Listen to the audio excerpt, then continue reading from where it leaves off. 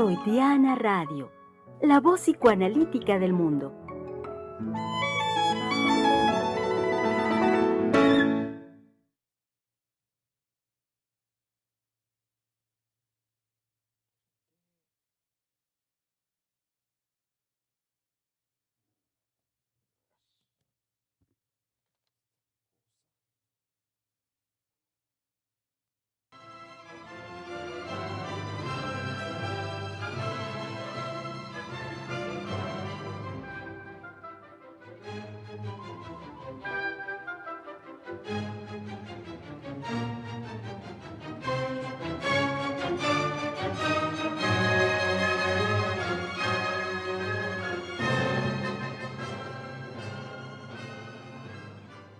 Diciembre del año 2020, estamos ya en el último mes de este año que aquí hemos repetido en distintas ocasiones, que será en definitiva un año inolvidable por lo que hemos vivido. Sin lugar a dudas que la pandemia y lo que ésta nos ha traído, pues es una circunstancia que torna este tiempo pues en condiciones de inolvidables. Y condiciones también, por supuesto, que merecen que nos detengamos permanentemente a hacer análisis, a pensar, por supuesto, repensar, analizar lo que todo esto en su conjunto ha traído para cada uno de nosotros y también lo que ha traído de manera comunitaria, tanto a nivel de nuestro país, nuestra nación, como también a partir de ello, pues podemos ver ver y analizar las concepciones de índole global, mundial, y por supuesto de ahí irnos hacia abajo, hasta llegar a los grupos más pequeños, como pueden ser el lugar donde vivimos, por supuesto la familia, nuestras familias, la extendida, la nuclear, y hasta llegar a uno mismo. El que podamos detenernos consigo mismos, detenernos en nosotros y poder hacer un análisis de todo lo que esta circunstancia ha traído en cada uno de nosotros, lo que ha producido. Y ello es, por lo tanto, un motivo más que elocuente para que en estas fechas, que ya de por sí son fechas que nos convocan a la reflexión, estoy refiriéndome al fin de año, el mes de diciembre, en conjunción con la celebración navideña, con el hecho de llegar también al término del año y dar la bienvenida al año que viene, pues suele ser un momento propicio para esta reflexión, para que hagamos la reflexión de lo vivido y lo que tenemos, por supuesto, por delante, por vivir.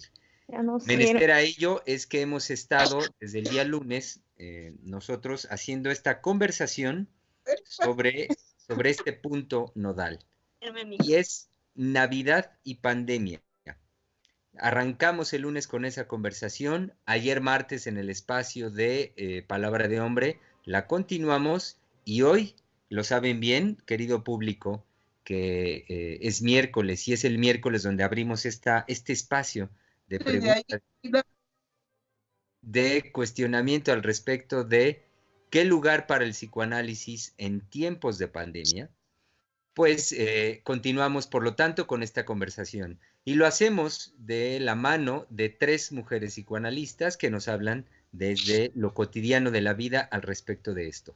Navidad y pandemia. Y para ello, demos pues la bienvenida a mi colega Valeria Reyes. Hola, buenos días a todos. Muy contenta de estar hoy con ustedes hablando de la Navidad. Y sin duda creo que la noticia que recibimos ayer de la vacunación y de cómo se presentó este programa de vacunación durante el próximo año, pues nos va a llevar también a vivir la Navidad, creo que con una esperanza distinta y con un aliento de que ya pronto podamos salir de esta situación en la que hemos estado viviendo de hacinamiento y bueno, de la amenaza del virus. Entonces creo que hoy eso nos da como una esperanza distinta y creo que eso va a venir a ser también la Navidad en una alegría y en un júbilo distinto. Así es, muy linda esa palabra, Vale, júbilo, en un júbilo distinto. Damos también la bienvenida a mi colega Giselle Mendoza. que creo que sí está por ahí. Ah, hola, hola, hola. Ya aquí estoy. Sí. Hola Giselle, muy buen día. Pues bien, estoy muy contenta de estar con todos ustedes. Un poco apresurada porque las cosas técnicas nunca dejan de fallar. Entonces estaba resolviendo una situación técnica, pero ya andamos por acá. Un Muy bien. saludo a todos. Igualmente Giselle, un saludo y por supuesto un muy cálido saludo y respetuoso también para nuestra querida directora del Centro de Investigación y Estudios Lacanianos, la doctora Silvia Heiser. Así es, que sea respetuoso me parece bien. Así es, doctora. Pero me gusta más que sea cariñoso, por supuesto. Eso es muy necesario en diciembre. En diciembre, no sé si lo han pensado, pero es también la conciencia, la toma de conciencia de la ausencia. ¿Cómo ven? Pues creo que en diciembre, precisamente por la dinámica que se da en las familias, yo esto que dice lo relaciono a que siempre se siente la ausencia, por ejemplo, de los que ya no están o de los que están de viaje o de los que no podemos tener cerca para abrazarlos y tener ese gusto de ver a un familiar querido o a una persona amada. Así es, pero creo que también diciembre, por eso decía, subrayaba, como que más fuertemente se nos va a hacer difícil pasar una Navidad, pues en ausencia de los que ya se murieron, Sí. y en ausencia de los que están lejos, y en ausencia de aquellos que no podemos, a los cuales no podemos acercarnos, a los cuales no podemos abrazar, a los cuales no podemos visitar, pero por compromiso amoroso es la paradoja, que no nos vamos a reunir justamente como una demostración amorosa. Claro que hablábamos en otro programa, en el programa de lunes, del problema de la desobediencia, ¿sí? Sí. Pero recordemos que la desobediencia ya no estaría llevando a los otros un verdadero afecto amoroso, sino que ya iría nuestro gusto de reunirnos con los demás, ya iría, digamos, con esa connotación de la desobediencia. Porque nos están marcando muy justamente que si nos queremos reunir con los parientes, pues que busquemos una serie de condiciones para ver si lo podemos hacer o no. Y justamente porque podemos tener el coronavirus y no tener síntomas. Y no habernos, digamos, pues analizado, ido a investigar si soy asintomático o no. Creo que se promueve muy poco que en la población que aparece como sin síntomas, de todos modos, si se van a reunir, sería muy conveniente que sin saber si somos asintomáticos o no, pues sería conveniente antes de reunirnos, hacernos por lo menos el chequeo el más rápido, el que es, digamos, de resultados casi inmediatos.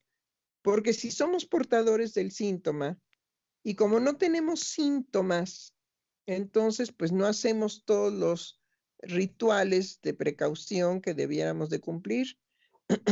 Creo que yo aconsejaría eso. Si por alguna razón no somos, digamos, gente que tenga ciertos síntomas, indicios, lo que sea, si nos vamos a reunir con otros parientes, sería conveniente que todos los que nos vayamos a reunir nos hagamos la prueba en función de no vaya a ser que seamos asintomáticos y entonces llevemos el síntoma, llevemos el virus sin saber que lo estamos llevando.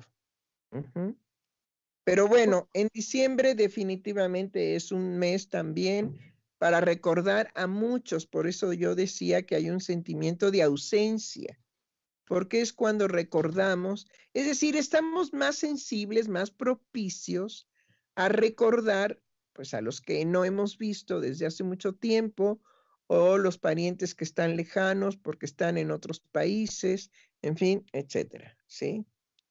Pues al respecto de esto que comenta, doctora, sí están dando por parte del gobierno y de la Secretaría de Salud algunas instrucciones por si la gente tiene esta necesidad o deciden reunirse. Sí, una es que se realicen las pruebas, que guarden la cuarentena previamente y también están pidiendo que si la gente se reúne, que eviten darse abrazos y que en la medida de lo posible no sea una congregación de gente tal que se pueda guardar la sana distancia.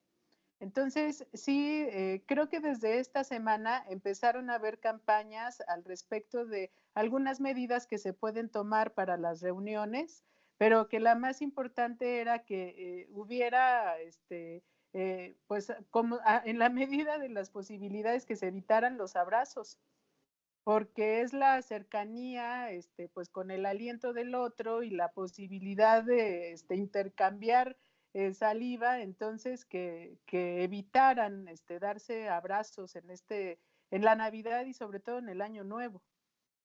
Eso, sobre todo el año nuevo, que es el año de los besos, de los abrazos, de los brincos, del júbilo, de estamos vivos y ya hay otro año que termina y no solamente estamos vivos, sino que estamos sanos, ¿sí? Y creo que eso es lo más importante, el que ahora podamos pasar al siguiente año, que todavía seguirá siendo del coronavirus, ajá, pues pasemos sanos, y vayamos en la esperanza de la vacunación, aunque pues va a tardar para que llegue a mucha gente, va a tardar, ¿sí?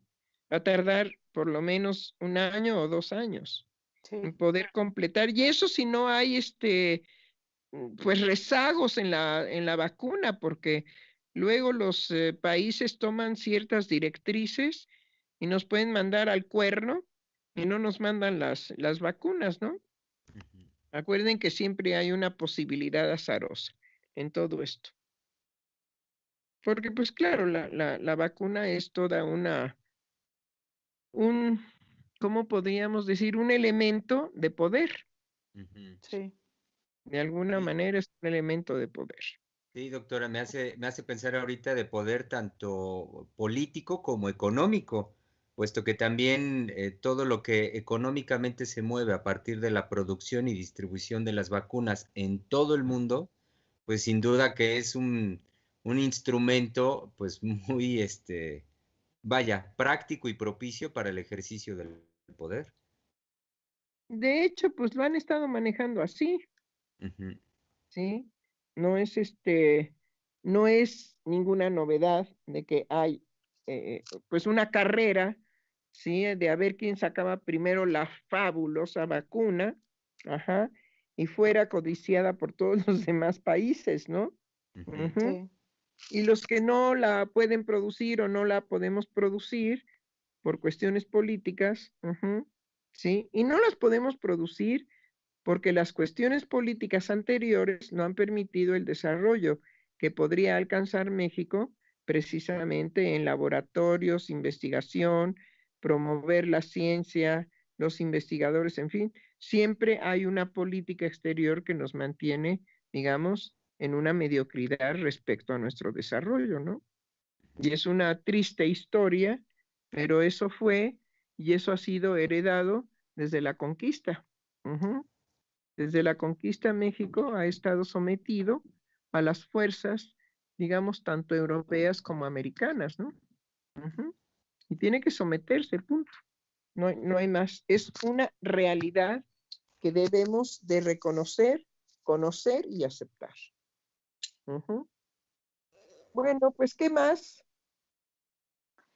Ay, doctora, pues estamos muy navideños y bueno, a mí hubo algo que me dio mucho gusto de poder encontrar en este estudio de qué es la Navidad y qué representa, que tiene que ver con la luz sobre todo, porque algo que encontré es que los festejos navideños siempre vienen y se fundieron con otros festejos que se llaman paganos, en relación a que el invierno puede terminar y se espera la primavera y todo este calor que trae, sobre todo el sol en la primavera, porque pensemos que en Europa el invierno es sumamente oscuro, porque los días duran menos que la noche. Hay países en donde casi todo el día está oscuro.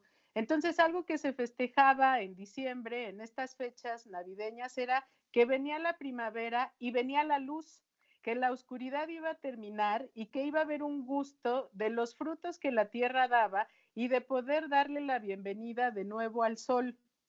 Entonces, estos festejos que se hacían con respecto al cambio de temporada, de estación del año, y lo que traían era también entrar en una reflexión pues de la situación de la vida que venía para cada persona, del inicio de un nuevo año y de qué expectativas podíamos hacer al respecto, perdón, de lo que venía, de la luz que venía, del inicio de un comienzo nuevo, y que esto pudiera darse a partir de esa sensación que nos trae el sol saliendo del invierno y lo que podemos sentir también y cómo psíquicamente, inclusive el estado de ánimo nos cambia de estar en el frío, ¿sí? A poder cambiar a la primavera y al calorcito y en las flores sobre todo, porque inclusive hasta el paisaje cambia. Entonces, esto a mí me pareció algo muy lindo porque yo no lo había asociado con todos estos festejos. Yo tenía la idea del cristianismo de que lo que se festejaba era el nacimiento de Dios, pero que justamente coincide el nacimiento de Jesucristo con el inicio de la vida y se juntaron los dos festejos de la Navidad, tanto el cristiano como los festejos paganos, que vienen desde las Saturnalias de los romanos. ¿Sí? Que eran festejos que se daban por el cambio de estación en el año. Entonces, lo que a mí me parece es que son festejos lindos en el sentido de que nos pueden llevar a una reflexión de aquellas cosas que estemos dispuestos a crear para un inicio distinto, para las posibilidades de un año nuevo y el festejo de la vida que nos trae la Navidad. Ujú. Sí, sí, Sí, sí. vale, sí, y que más allá, vaya, lo que ahorita tú nos planteas como un contexto mucho más amplio, me refiero más amplio a la concepción que suele ser como la inmediata, la más concreta, que es en apego a la religiosidad católica, así muy Sí. específicamente, ¿no? Entonces, esto que tú nos planteas ahorita como contexto sí me parece importante y además... ¿cómo me haces pensar en cómo lo hemos ido adaptando en nuestro país, o sea, en México? Que lo pienso en una diferencia en relación a lo que planteabas en estos países europeos y con esta característica, me estoy refiriendo geográfica, más hacia el norte, y que los llevaba a la creación de la celebración como tú nos lo planteabas, ¿cómo en México lo adoptamos siendo incluso diferente a esos países en una cuestión básica, la presencia del sol? Somos Sí. somos un país soleado. Si hay algo que a mí me parece muy lindo de nuestro país es que prácticamente a donde vamos y prácticamente en cualquier época del año en que estemos, el sol nos está acompañando todo el tiempo. Y que tengo presente cómo incluso en días recientes Adriana nos ha compartido aquí cómo lo que tú mencionabas ahorita, ya en Francia, ella está cada vez más adentrándose en esta experiencia donde nos decía a las 5 de la tarde prácticamente está ya completamente Oscuro, oscuro. sí. Y que nosotros los cambios del horario, que esto que se ha adaptado de unos años para acá, sufrimos porque de repente ya a las 6:30, 7 ya vemos oscuro. Y por supuesto, siendo, como decía, este país tan soleado, extrañamos al güero, como se le dice también muy de cariño, extrañamos al sol.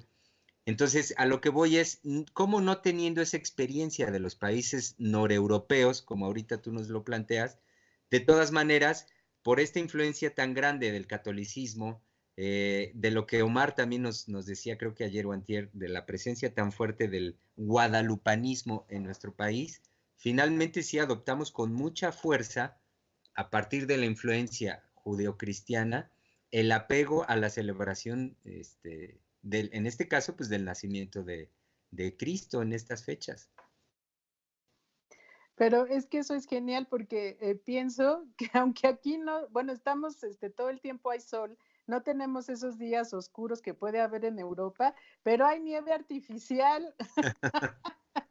Exacto. Y entonces, sí, pues ponen en las ventanas la nieve y bueno, las series de adorno en las casas que de alguna manera simulan la caída de la nieve, sí, y que de todas maneras ante esto pues nos adaptamos y lo que sí es que el frío sí se siente un poco más, ¿no? Sí. Que eso también es como una muestra del cambio de estación y de que estamos, digamos, entrando a finales de diciembre y enero, como a lo más frío del invierno y sí estamos un poco más propensos, sobre todo que es la época de resfriados y de influenza y todo eso, que sí nos hace estar en un ánimo distinto que el resto del año, o sobre todo que en el momento en el que está el sol y hace calor y no tenemos esas dificultades, ¿no? De tener que cuidarnos inclusive en la salud.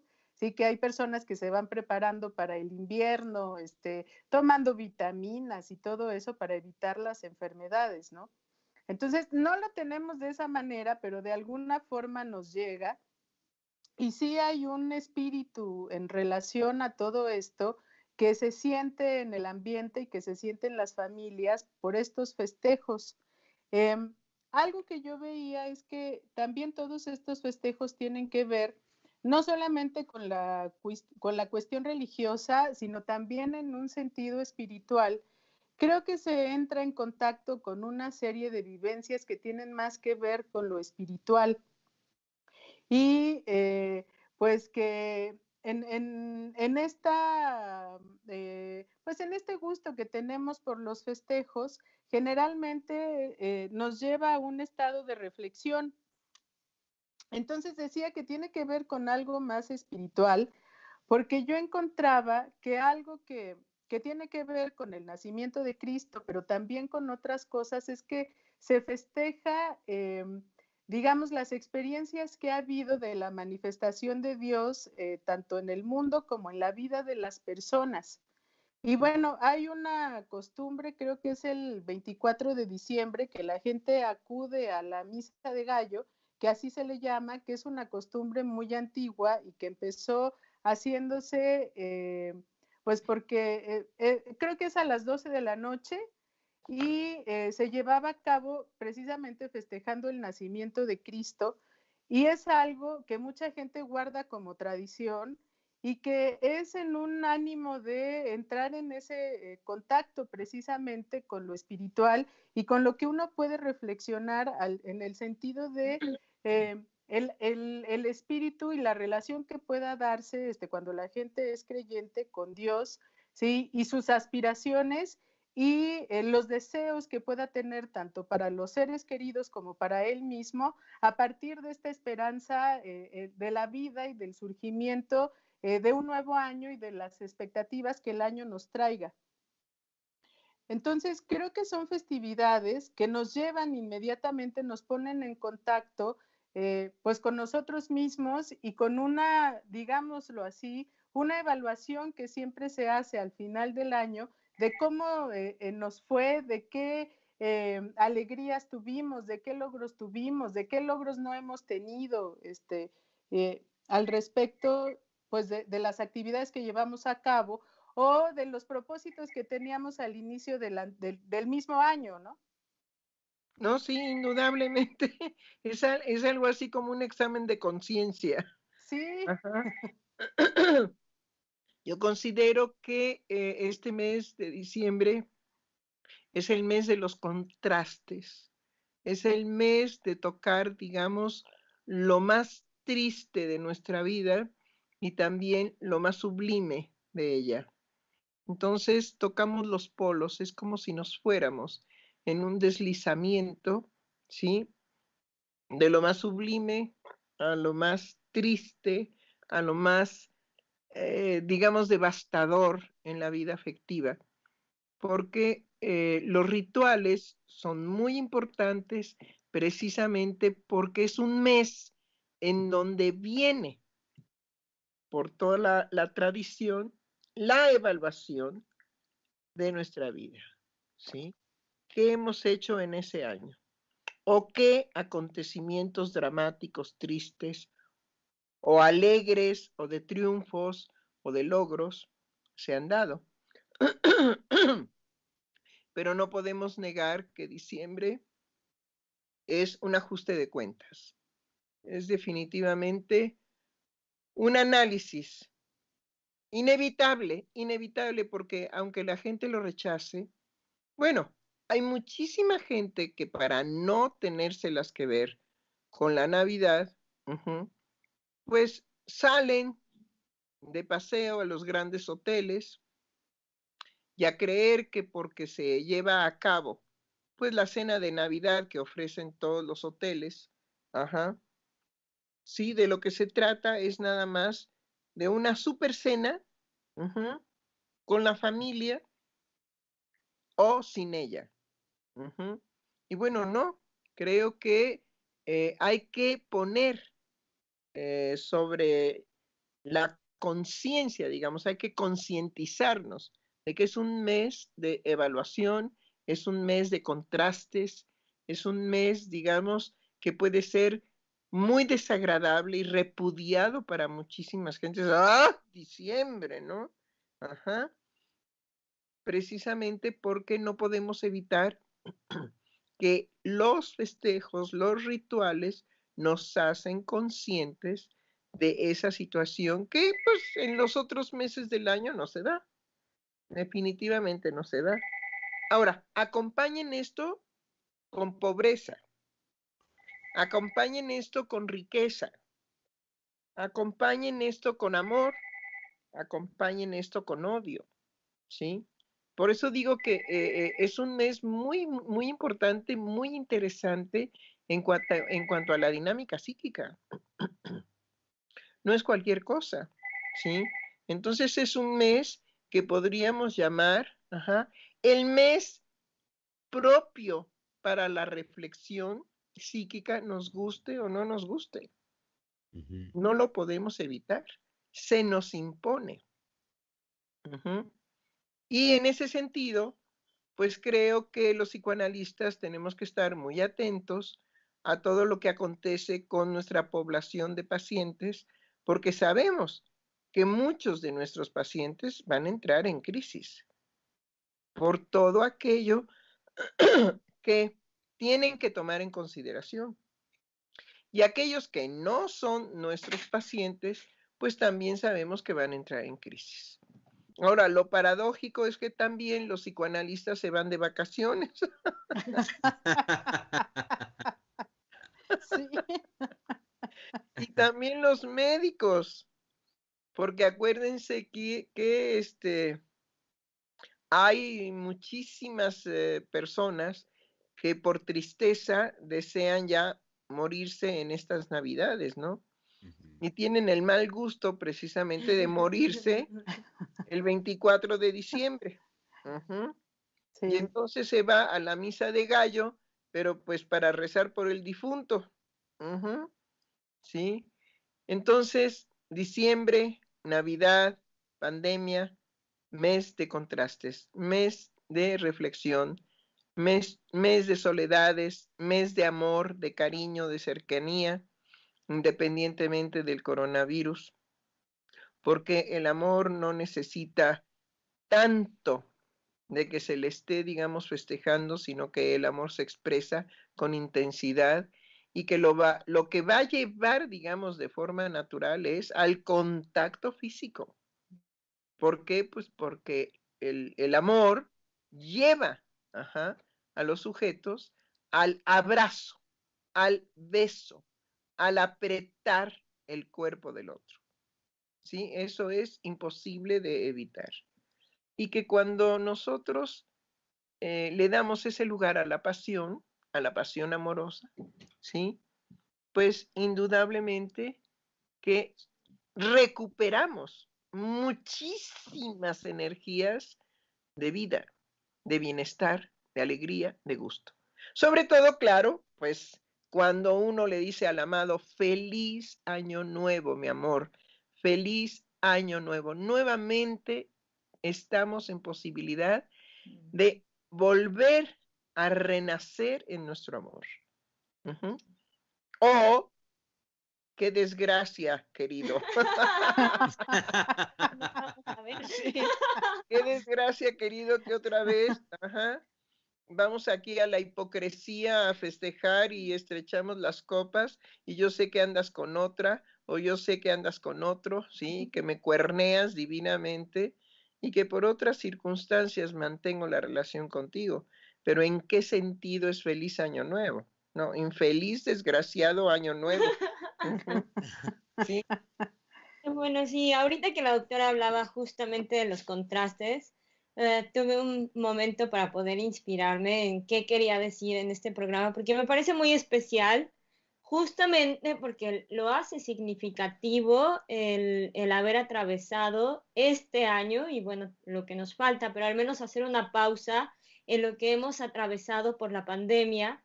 Y si bien pensaba, ¿no? En estas preguntas, pues no ociosas, por algo acontecen en la vida de los seres humanos, de cuando te decían, bueno, si te fueras al fin del mundo, si fuera el fin del mundo, ¿qué guardarías contigo? ¿A quién te llevarías? ¿Qué libros? ¿Qué música? Etcétera. Y creo que justamente lo que nos acercó la pandemia es a que lo posible de disfrutar de la vida no es solo lo que uno tiene ya consigo, sino lo que uno puede gestar en el camino, ¿no? Entonces, marcaban el fin del mundo como una cuestión de también el fin de la creación y creo que si algo nos ha dejado esta pandemia, que no ha sido lo único, pero sí que quería como remarcar esa posibilidad de crear otras cosas, de ser más cercanos tal vez con gente que está a kilómetros de distancia de nosotros, pero que pues por circunstancias de la misma pandemia nos ha acercado esta movilización por las comunicaciones, por los medios masivos de comunicación. Se crearon estos programas que nos ha dado la posibilidad de llegar a otra gente, de también escuchar a esa gente, lo que esa gente percibe, lo que esa gente vivió con la pandemia. Y que también, si bien no estamos con muchos seres queridos, con los que estamos, al menos fue mi experiencia, me hizo más cercana. Fue una vivencia de hemos atravesado como un paso por la muerte juntos y estamos más unidos.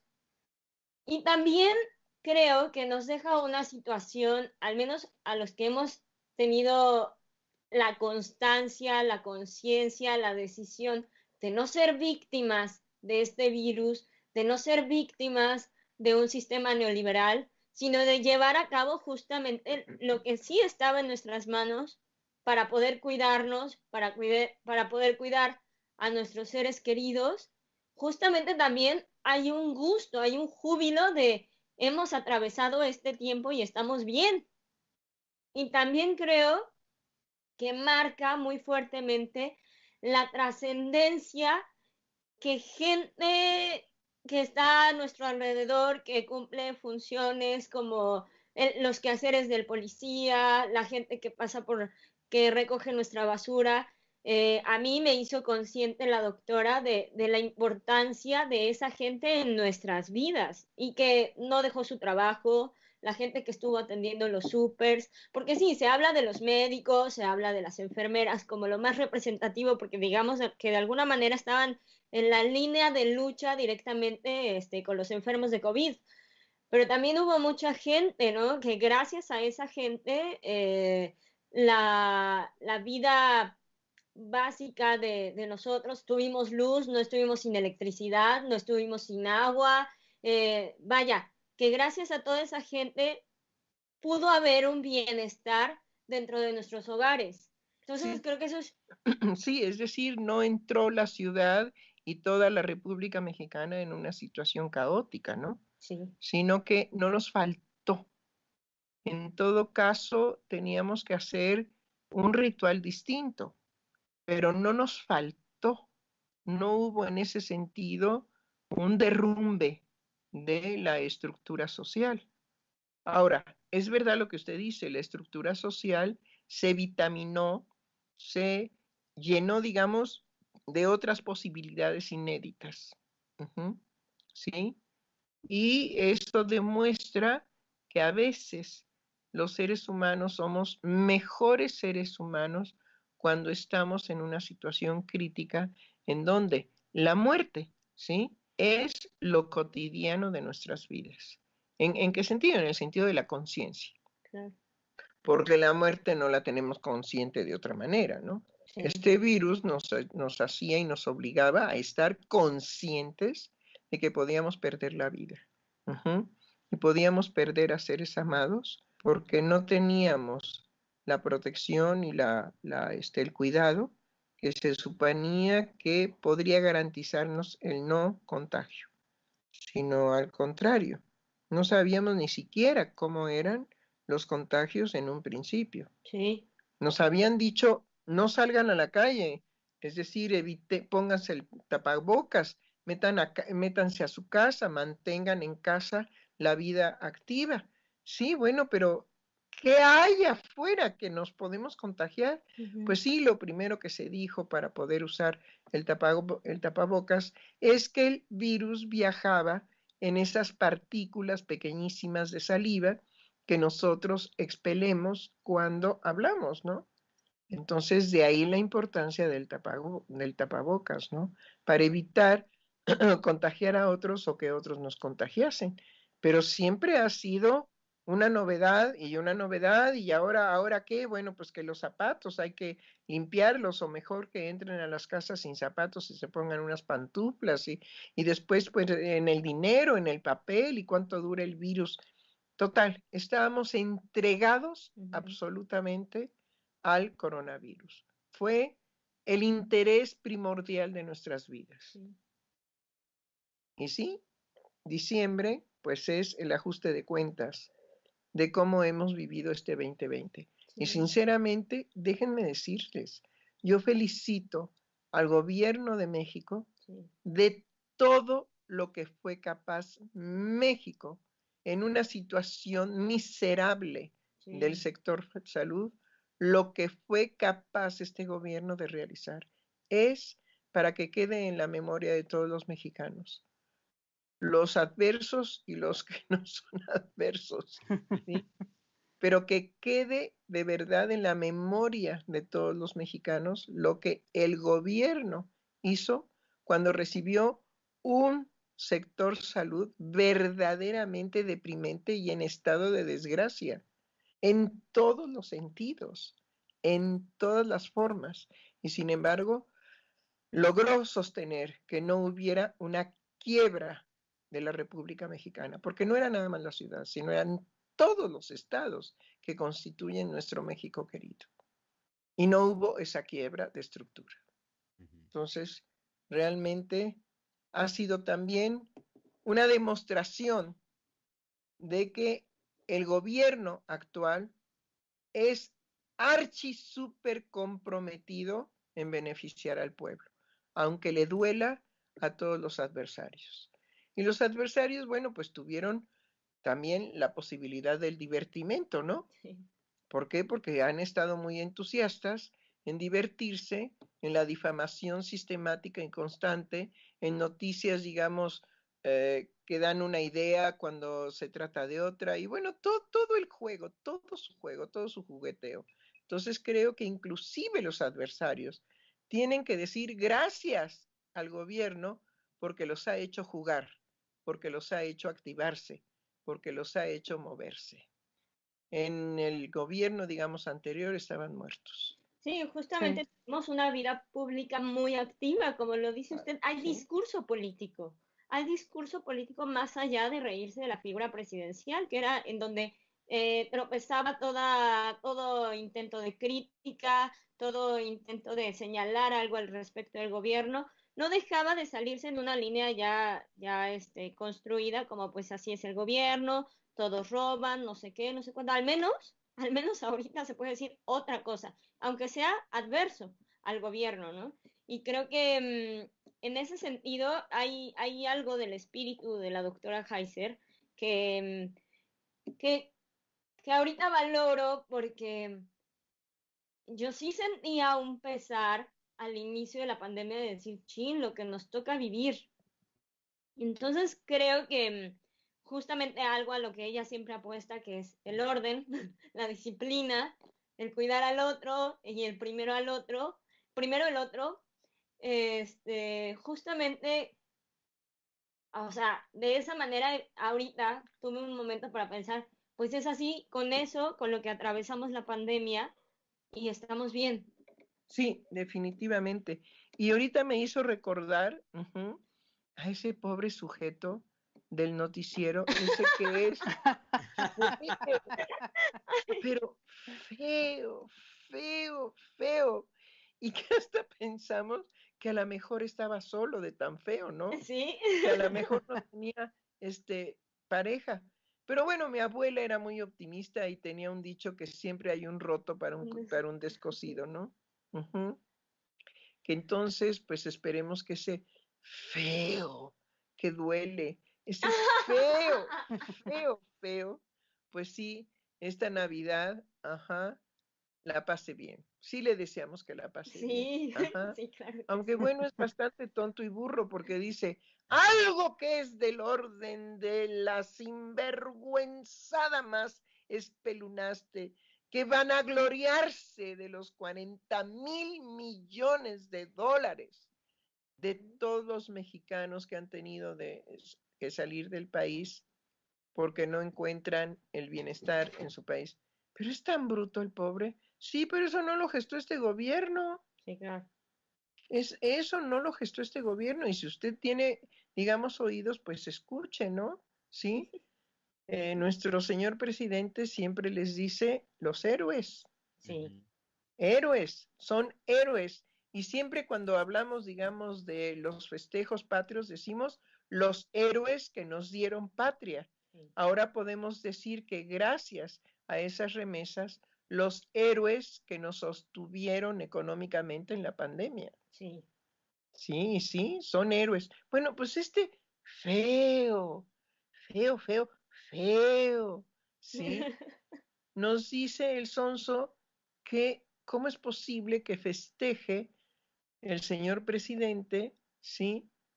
40,000 millones de dólares, si es una vergüenza, pero no es de él no la provocó. Sí, claro. Al contrario, les dice héroes porque nos salvaron de caer en una situación verdaderamente terrible. Sí. Sí, ¿no? Y aparte, o sea, es mirar la perspectiva de que el gobierno con Trump se inició con la propuesta de un muro. Así es. ¿Y en qué estamos derivando? No estamos derivando en un muro, sino justamente en la apertura política de la genial política exterior que este gobierno está llevando, que esas remesas son posibles. Así es. Eh, Definitivamente así es. Doctora, colegas, me gustaría compartir ya comentarios que tenemos de nuestro público porque son copiosos. Entonces, nos dice Analicet Martínez, buenos días, saludos cordiales. David Medrano dice, la Navidad solo dura un día, pero una fibrosis pulmonar puede durar toda la vida. Sí. Giovanni Acuña dice, precisamente esa es mi alegría. Gracias porque mis papás y yo estamos vivos, que logramos superar este año, aunque fácil no fue. Por eso reitero mi alegría por este momento. Sí, sí, las adversidades nos hacen darnos cuenta de lo frágil de la vida. Y bueno, no todos tienen noticia de eso. Chris Mort dice lo siguiente. Es curioso cómo se habla en estos días de la pandemia en tiempo pasado, justo ahora que los casos incrementan. ¿A qué creen que se deba que hoy se discurse en general en tiempo pasado? Hay en que es necesario salir, Sí. digamos, de una depresión. Es que los recursos del ser humano es la negación. Y la negación no hay que moralizarla. Hay que reconocerla como también una forma de defensa, de protección y de cuidado y de ánimo a la negación, digamos, de lo terrible. Ujú. Hay veces que los niños resuelven sus miedos nocturnos diciendo, no, no es cierto, no, no es verdad, no, no, no me va a pasar, en negar aquello que los aterra. Es una forma de solución. Ujú. Uno mismo cuando despierta de un sueño horrible, con qué se consuela, decir, fue solo un sueño, qué bueno que nada más fue un sueño.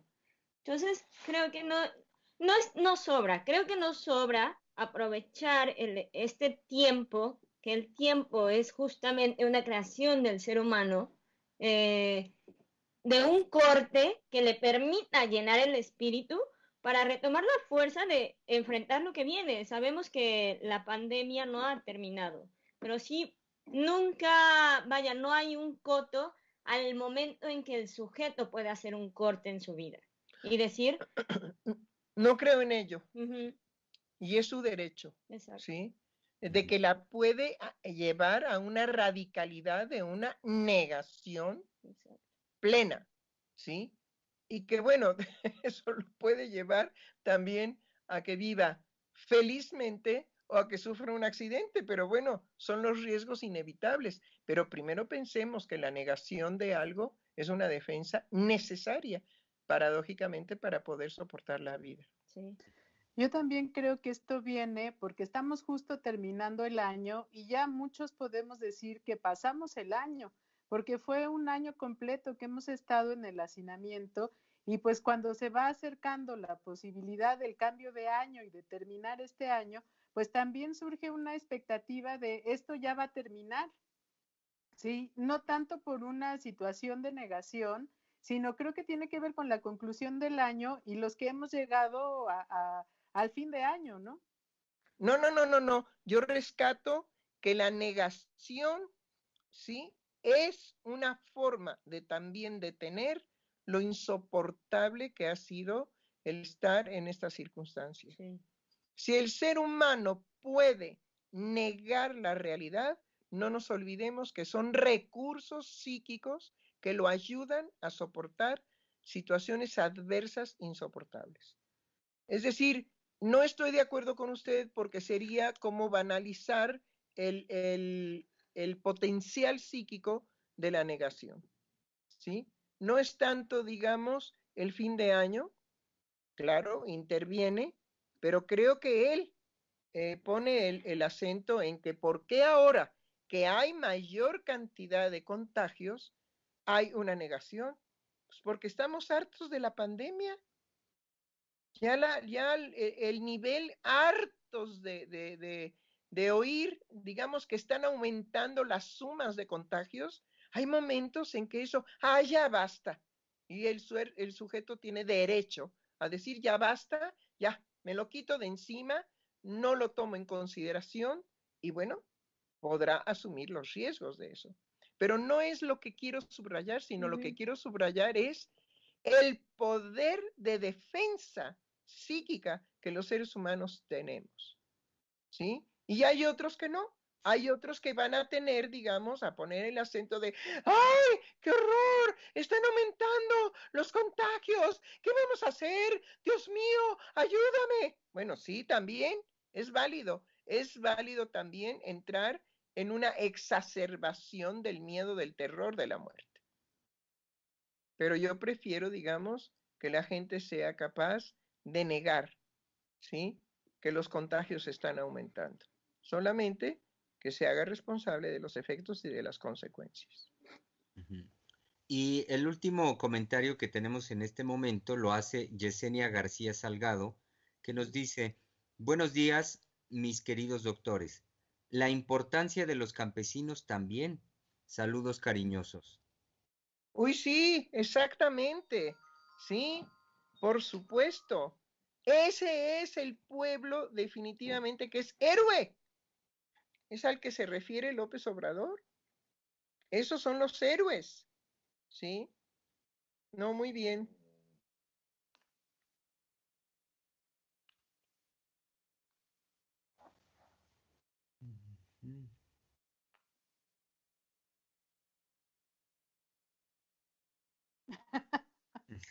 Ahí se quedó el silencio. Bueno, algo que yo quería comentar también al respecto de las buenas decisiones que ha tomado el gobierno para enfrentar la pandemia fue la decisión que se tomó además inmediatamente de suspender las clases presenciales y mandar a todos los estudiantes y los niños a sus casas.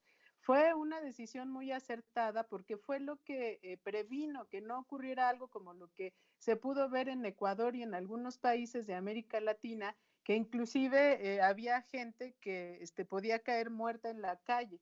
Y que esta decisión que se tomó en México de mandar a los estudiantes a las casas y que además toda la estructura que se pudo realizar para que los chicos, sobre todo de primaria y de secundaria, tomen clases a distancia, creo que no ha sido en ningún otro país comparable a lo que en México se ha podido crear a partir de esta decisión de no dejar que los estudiantes retornen a las escuelas hasta que sea seguro de nuevo entrar en contacto.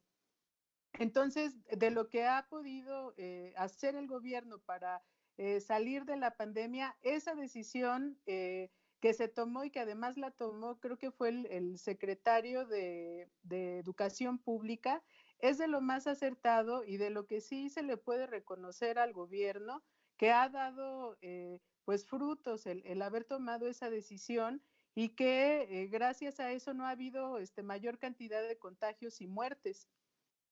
Sí, totalmente de acuerdo. Fue un evento muy acertado.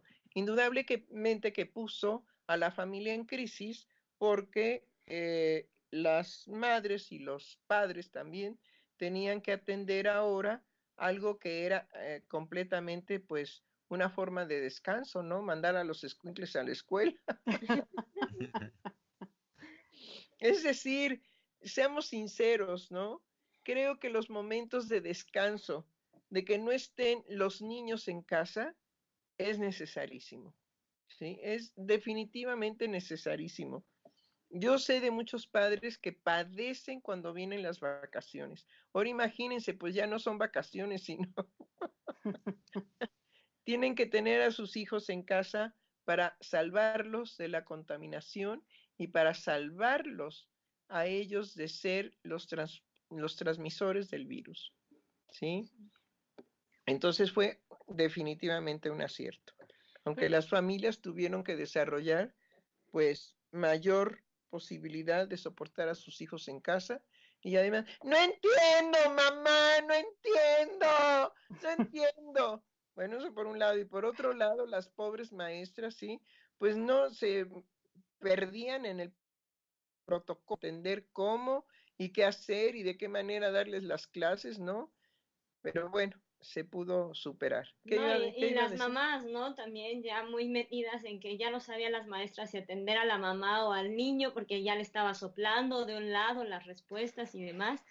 Este, creo que también justamente la trascendencia del haber continuado las clases se hizo público, fue un evento muy trascendente el haberte concluido el año con todo y la pandemia y lo concluyeron en esa, justamente en esa disciplina, sobre todo la disciplina de López Obrador ha sido, no vamos a dejar, no vamos a abandonar a los jóvenes, a los niños, de aquello que la escuela sí es portadora, que no hay sustitución, No. no hay sustituto de aquello, de los valores que también enriquecen al niño, que forman al niño, del conocimiento, pues no se diga. Entonces, fue una decisión de compromiso con la educación mexicana que no se había visto antes. No, y además de todos los burros. También hay que mucho hablar, burro. hay que hablar, digamos, de que las mamás se dieron cuenta de los burrotes que pueden tener de hijos y no porque no sean inteligentes, lo paradojal es que son inteligentes, pero que definitivamente no entienden ni lo que leen ni lo que les dicen. Y esa es una problemática, digamos, muy fuerte en el pueblo mexicano. Hay muchísima inteligencia, ¿sí? Muchísima, pero muchísima, es impresionante la inteligencia de los mexicanos, pero no saben leer, no saben escribir y tampoco entienden, ¿sí?, lo que el maestro les dice. Creo que usted, no, querida colega, me estaba diciendo que cuando daba clases últimamente y que utilizó la palabra paradigma, sus alumnos de universidad le dijeron, ¿qué es eso? Híjole, sí, y bueno, pues fue una experiencia difícil porque sí fue como estar explicándoles media hora hasta que ya me pudieron entender qué era lo que les trataba de decir.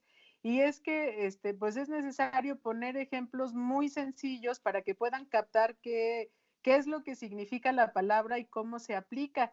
Pero justamente, creo que la semana pasada salió una discusión que se hizo pública y que además estuvo presente en todos lados, que una maestra, creo que era de preparatoria o de universidad, no recuerdo bien, pero que estaba hablando con los estudiantes y los estudiantes le decían que no sabían qué era una fuente bibliográfica. Entonces grabaron a la maestra porque ella trataba de explicarles qué era una fuente para entender qué es una fuente bibliográfica y no le decían que no entendían y que no entendían y que no entendían. Entonces ellos grabaron la clase para exponer a la maestra y en lo que se convirtió fue en ver el nivel de los alumnos que no podían entender qué es una fuente bibliográfica y eso se estuvo comentando en todos los noticieros, que el nivel de los estudiantes fue lo que quedó en evidencia de no poder entender qué significa eso. Y sí, digamos, es una característica ancestral, pero eso no quiere decir que los mexicanos sean estúpidos. Es gente muy inteligente, muy capaz. Ajá. Lo que pasa es que tenemos esos problemas.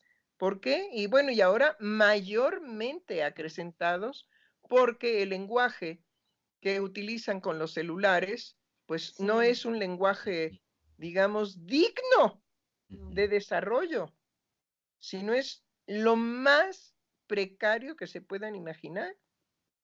Entonces, tenemos todo ese retraso, podríamos decir, en la adquisición de un lenguaje que sea posible, digamos, de ir asimilando, pues se puede decir que desde que el bebé nace. ¿A qué me refiero? ¿Por qué desde ahí? Porque depende de lo que la madre le cante, depende de lo que la madre le hable, depende de lo que la madre le enseñe. Pero pues si la madre nunca fue a la escuela, ajá, y lo que sí sabe hacer muy bien es la comida, lavar y planchar, pues ciertamente no le va a poder transmitir a sus hijos una cultura que permita el desarrollo del lenguaje en esos niveles. Y tenemos, pues sí, estas carencias. Gente súper inteligente, súper capaz, ajá, pero que en cuestión de entender el lenguaje que se maneja, pues en un nivel universitario no lo alcanzan, no lo alcanzan. Y ahí el gobierno va a tener que hacer circo, maroma y teatro para que definitivamente se alcance el nivel universitario en el lenguaje. Yo creo que sería, en lugar de hacer tantos exámenes que no sirven para nada, sería mejor preparar desde la primaria a los transmisores, porque también ellos no tienen un buen lenguaje. Entonces, a los y preparalmente en su lengua y ir acrecentando primero, segundo, tercero de primaria, etcétera, primero de preparatoria, segundo, tercero de preparatoria, hasta la profesional, en donde el lenguaje sea lo nuclear de la educación.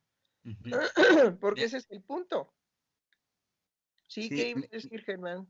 Sí, doctora, me hace pensar ahorita con con esta cuestión del lenguaje en que no se entienden en tanto que no se piensan las palabras que utilizamos.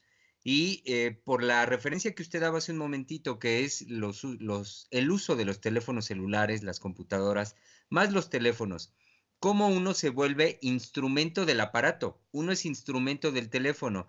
Y lo pienso como esto muy ejemplificado en el lenguaje, porque los niños, los jóvenes, con el ejemplo que ahorita nos decía Vale, los jóvenes hoy en día, el uso del lenguaje que hacen es aquel que le dicta el teléfono. Entonces, lo único que tiene que hacer el joven es responder como si fuera una máquina, responder a la instrucción que le viene del teléfono o de cualquier otro ámbito.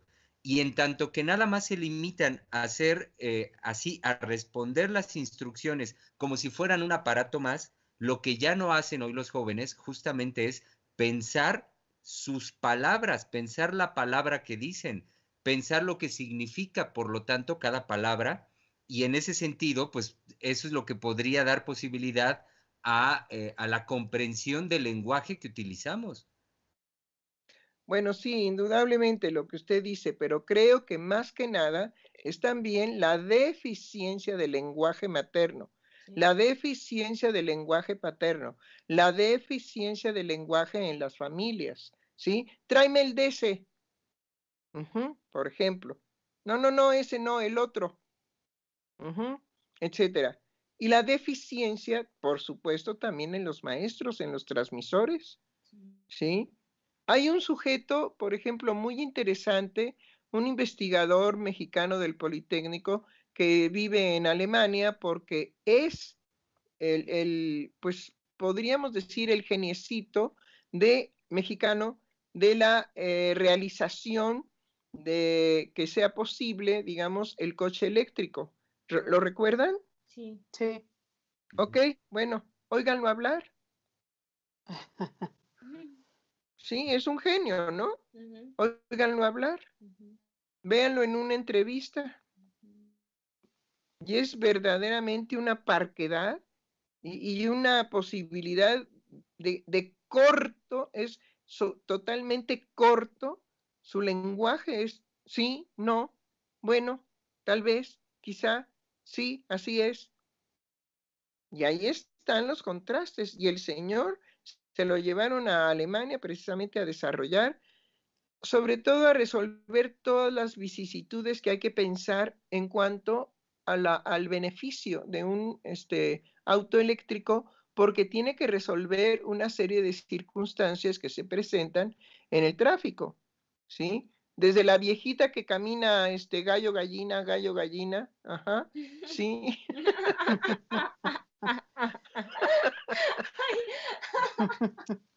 De veras, pues así hay viejitas, así hay ancianas que se arriesgan a salir por su mercado, por lo que sea. Y entonces van caminando con gallo, gallina, y o el joven que quiere alcanzar no sé qué cosa al otro compañero que ya se fue y se atraviesa la boca calle, y hay que ver si el coche eléctrico va a poder resolver esas vicisitudes del tránsito. Entonces no es cualquier cosa, es tenérselas que ver verdaderamente con las capacidades de la inteligencia artificial, ¿no? Sí. Bueno, sí, pero óiganlo hablar. Sí. Ahora, no exagero. Vayan ustedes al Politécnico, vayan a las preparatorias del Politécnico, vayan a la Universidad Nacional Autónoma de México, vayan a las grandes universidades del Estado y escuchen hablar a los jóvenes, escúchenlos. ¿Sí?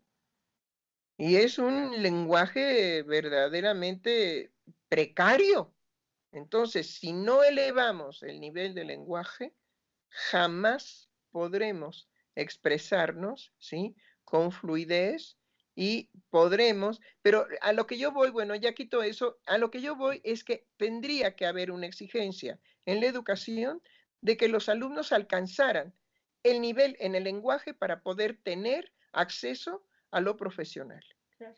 y que si no tienen ese lenguaje que se requiere desde el kinder, primaria, secundaria, preparatoria, ¿sí? Que no entren a la universidad, que se vayan de vendedores de tacos. ¿Por qué? Porque ahí es muy fácil el lenguaje, ¿sí? ¿Cuántos? Sí, ahora, pon el orden, ¿sí? Trabájate, ¿sí? 2 de cochinita, 3 de buche. Ajá, ya, no se requiere más. Pero pues el lenguaje universitario que se requiere es alto nivel. Nos dice en este sentido nuestra radioescucha Suling Ro lo siguiente: lenguaje y comprensión lectora. Muchas veces llegan a nivel maestría sin comprender lo que se lee. Saludos, queridos. Es cierto, es lo que le estoy diciendo. Este genio que se llevaron ahí a Alemania para que resolviera lo que tiene que resolver un coche eléctrico, de las vicisitudes que se presentan en el tráfico, ¿sí? Pues véanlo en la entrevista. Ahora, a Solórzano le escogían a la gente porque también, si no, iba a ser un fracaso la entrevista, ¿sí o no? Claro. Porque hay gente de verdad destacada, inteligentísima en México, pero que no puede hablar y no sabe desarrollar una idea de acuerdo a su lengua madre, no sabe. Luego, hay maestros universitarios, ¿sí? Que tienen una carencia discursiva, que llegan y ¡tac, tac, tac, tac! Bueno, ya esa es la tarea. ¡Ah, caray! ¡Ah, carambas! ¿Sí? ¡Qué parco! ¿Sí? Se ponen ahí a escribir en el pizarrón. Ya, adiós. No, ya ni eso, doctora. Todo lo llevan en presentaciones que se proyectan y ya ni siquiera es escribir en el pizarrón. Sí, es verdad, tiene toda la razón, pero yo soñaba todavía con que podían escribir en el pizarrón. No, yo creo que la UNAM todavía. Yo creo que la UNAM todavía no están acoplados al sistema de diapositivas, ni tampoco en el Politécnico. Y esto que dice la doctora al respecto del lenguaje, de la lengua materna, pues en algún momento, doctora, usted lo trabajó muy bellamente, porque me hace pensar cómo uno sigue viviendo su lengua madre de manera ajena. Es decir, uno no se apropia de la lengua, ¿no? Y por lo tanto no puede hacer discurrir su mundo ni transmitírselo al otro. Se vuelve también una barrera y entonces el otro también es un extraño. Así es. En la medida en que nosotros tenemos un lenguaje tan precario, también común por la cuestión cultural, por la cuestión de familia más de fondo, y pues la doctora Heiser ponía una imagen muy bella que era revertir esa conquista conquistando la lengua. Claro. Sí. Entonces creo que es una línea muy bella de justo de ir más a fondo, porque estamos hablando desde lo educativo, pero ir más a fondo de lo que es ser propiamente mexicano. No sé, es una concepción muy profunda, esa de también de como con un espíritu de conquista, y no del conquistado. Sobre todo lo que trato de subrayar es que México no es un país de estúpidos. Sí. Será un país que tenga todas estas dificultades, las personas, los personajes, el pueblo, ¿sí? Pero no es un país de estúpidos. Eso no. Y se cree que todo aquel que sepa, digamos, alta matemática es inteligentísimo. No es cierto. Inteligente es aquel que domina el mayor desarrollo en su lengua. Ese es el inteligente. Sí. Los números no hacen inteligentes a las personas, pero el lenguaje sí. Híjole, eso es muy fuerte, porque justamente es ponernos en la línea de la comparación en lo que se ha privilegiado como el desarrollo de la inteligencia artificial, en donde el núcleo finalmente es binario. Es binario, Pues es binario.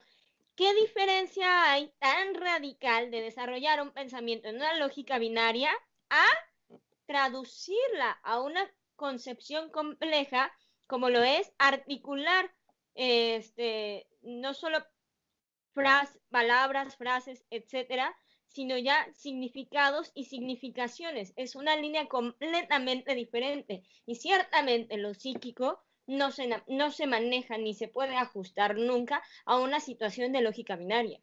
No, por supuesto que no, ¿sí? Simplemente traten de verbalizar un sueño. O traten de traspasar, digamos, al lenguaje una fantasía. Pero si quiere el pueblo de México verdaderamente enriquecerse en el lenguaje, es la poesía. La poesía por excelencia. Entonces leamos poesía. Ay, sí. Sí. Oigan, y en este sentido también participó nuestro escucha David Medrano diciendo lo siguiente: lo que pasa es que muchas universidades ya son un chiste. ¿Ya son un qué? Un chiste. Ah, yo entendí un chicle. Bueno, podemos dejar los dos porque los dos es bueno. Un Sí. chiste y un chicle. Sí. Sí. Y También, sin embargo vemos que en ese Politécnico, en esa UNAM, ¿sí? Hay lumbreras, hay definitivamente lumbreras, que no saben hablar y que no saben escribir. Y son de verdad lumbreras. Los chicos son de un nivel de inteligencia que uno dice, wow, pero este bruto no sabe hablar y no sabe escribir. También escribe Abigail González y dice lo siguiente: llego tarde a la conversación, pero qué gusto me da escucharlas. Tiene razón el doctor Germán, ahora es complicado elaborar un discurso por medio de la palabra fuera del teléfono celular. Y por último, hasta este momento, Carmen Gómez dice lo siguiente: excelente programa. Me encantó oír el reconocimiento a nuestro señor presidente por este medio del trabajo honesto que él lleva a cabo.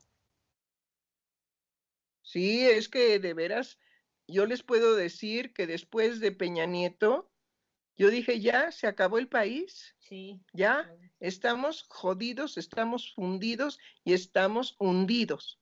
Ajá. Y de pronto aparece algo insólito cuando toma posesión López Obrador, y son los indígenas los que van en representación de lo más puro mexicano, ¿sí? A entregarle el báculo de mando. Yo digo, ¡ay, carambas! Ahora sí apareció lo majacano. Ahora sí definitivamente somos mexicanos. No, ¿qué presidente ha hecho ese ritual? Y claro, las clases, como la clase social de Denise, ¿qué se apellida ella? Dresser. No, vean inclusive el nombre. Sí. Denise Dresser. Ajá. Alias Carlota. Ay, mamá Carlota. Bueno. Y la vemos ahí. ¿Se pueden imaginar lo que fue para esta mujer ver que el señor presidente se permite, digamos, el reconocimiento de lo que es todavía la existencia de nuestro pueblo, ¿sí? Que sigue sus costumbres, que sigue sus rituales, que tienen sus cosas, propiedades, digo sus propiedades, y que no han perdido esto? ¿Se imaginan para una Denise Dresser, alias Carlota, ¿sí? Lo que fue, bueno, ha de haber sido espeluznante lo que ella estaba viendo. Bueno, a lo mejor ni lo vio, ¿sí? Pero si lo supo, se ha de haber revolcado como tlaconete con sal.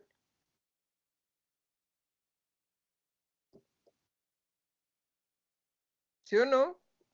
Sí. Pues sí.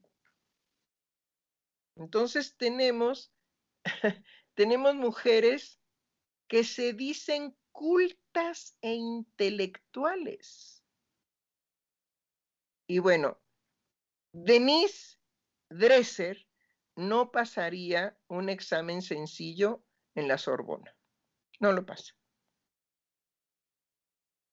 Es decir, no de conocimientos, ¿me explico? Sino Sí. de pensamiento.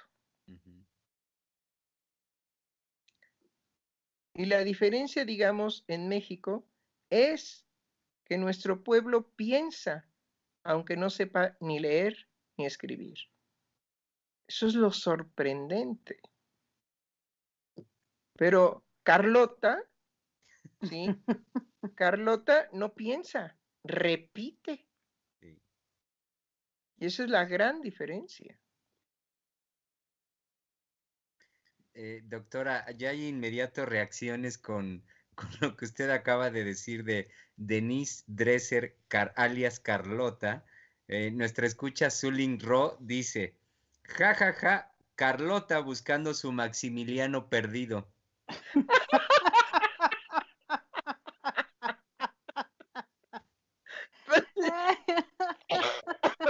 Es que de verdad se creen de esa alcurnia. Funcionan así, por eso digo, pues Denise Dresser, pues Carlota. Sí, y de veras debe de andar buscando su Maximiliano.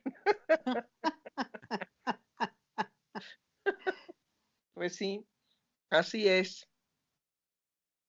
No, y hay que platicar, digamos, con los pueblos que todavía conservan esos cultos y esa sabiduría, porque de verdad el mexicano piensa, aunque no sepa leer ni escribir, pero piensa, piensa y produce pensamiento.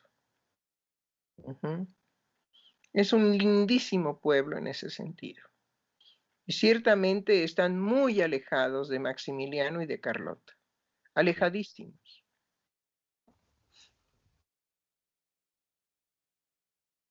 Y por ello, doctora, nunca les ha gustado la política de nuestro señor presidente en cuanto a que es un sujeto que si algo ha hecho ha sido, como él lo dice, recorrer el país a pie. Entonces, esa experiencia es lo que le ha permitido conocer realmente al pueblo de cerca, conocer quiénes somos en la cotidianidad, en el día a día. Y a mí me da mucho Es que sí. gusto, Ajá, me da sí. mucho, Sí, sí, sí, sí. me da mucho gusto escucharlo como en distintas de sus conferencias, cómo da cuenta de ese conocimiento, de que es un sujeto que realmente conoce al país en sus comunidades, en la intimidad de nuestras comunidades, de cómo somos en esos espacios mucho más reservados, en esos lugares a donde no llega, pues, como él mismo lo ha dicho, ni siquiera el internet o energía eléctrica, tecnología, pero el gusto a lo que voy en mí es dar cuenta que el líder, nuestro líder, conoce esa realidad y por lo tanto siempre por ello ha dado cuenta de su compromiso con esa realidad, con ese México. Y en ese sentido no seguir favoreciendo a la clase social de las Carlotas en ver de qué manera nos seguimos distribuyendo el pastel. No, sí, es vergonzoso. Pero le voy a decir una cosa, ¿sí? Hay algo que definitivamente es conmovedor. En mis años mozos, ¿sí? Indudablemente que andaba yo en las comunidades y ver esos pies tan particulares que están, digamos, atrapados en un guarache de cintas de piel muy dura, ¿sí? Y de suela, también si se acuerdan de llanta, Ujú. Sí. unos, y que está toda la expresión de la vida de ese hombre en ese pie, bueno, en sus pies, en su rostro, y después cuando uno da la mano, ¿sí? Esa mano llena de vida, llena de fuerza, que es rasposa, que es ruda, que es llena de callos, ¿sí? Que las uñas están no límpidas, no, no, no, para nada. Tienen color tierra, ¿sí? Y uno dice, uff, ajá, esto es lo auténticamente de México, esto es México. Ujú, ¿sí? Bueno, pues eso es lo con lo que ha convivido López Obrador, con ese pueblo. Ujú. Entonces, pues sí, hay que tener espíritu para verdaderamente valorar a los seres humanos que aunque no sepan leer ni escribir, piensan y que tienen verdaderamente amor y poesía y estética en su pensamiento. Unas cosas verdaderamente lindas de cómo conversan, cómo platican, cómo cuentan las fantasías, las leyendas, la historia, su sufrimiento, la abnegación, verdadera abnegación, pero no esa abnegación de no, no, no, no, esa es chilladera, ¿sí? Son otras cosas. No, no, no es un pueblo de verdad impactante. Pues nos vamos acercando hacia el término de esta emisión. Nos quedan pues 5 minutos, poco más de 5 minutos. Entonces, Vale, Giselle, por supuesto, doctora, ¿cómo ir ya dando cierre a la emisión del día de hoy? Pues creo que nuestra colega Vale trajo toda esa historia de la Navidad que de alguna manera no nos pertenece lo europeo, porque no, pero sí habíamos dicho en el programa de lunes que existe en México la tradición del nuevo sol, ¿sí? Y Sí. ella trajo principalmente que la Navidad es el regocijo, la alegría de que va a llegar la luz nuevamente a las tinieblas y de que la tierra palpita y entonces va nuevamente a renacer con todo su esplendor. Entonces creo que eso es lo que tenemos nosotros que festejar. La Navidad es un renacimiento con toda la fuerza creativa, con toda la fe, con todas las ilusiones, con toda la problemática emocional de un ser humano, pero que renace y dice, aún así, seguiremos.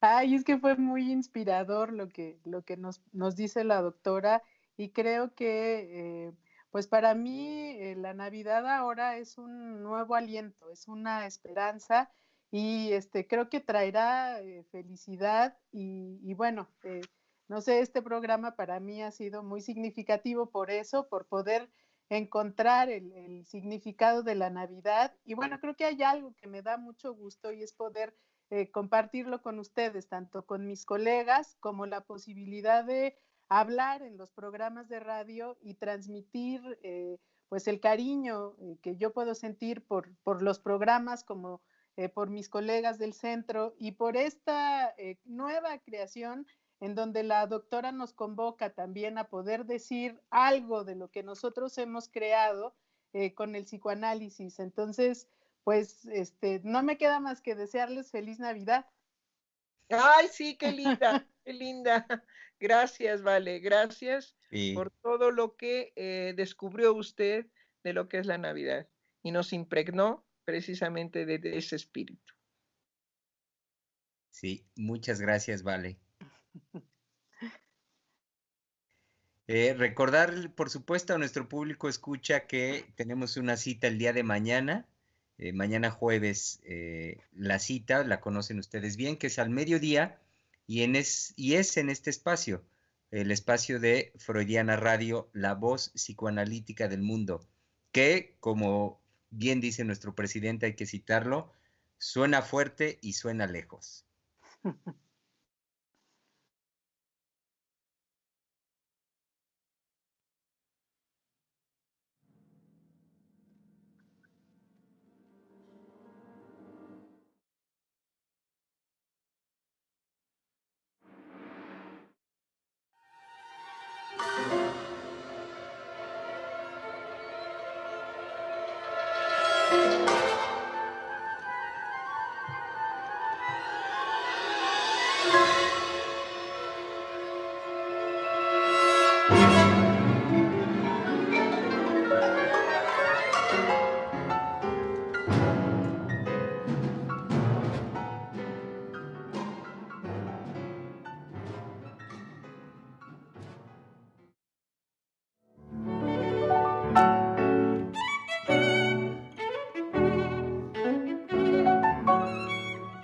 Freudiana Radio, la voz psicoanalítica del mundo.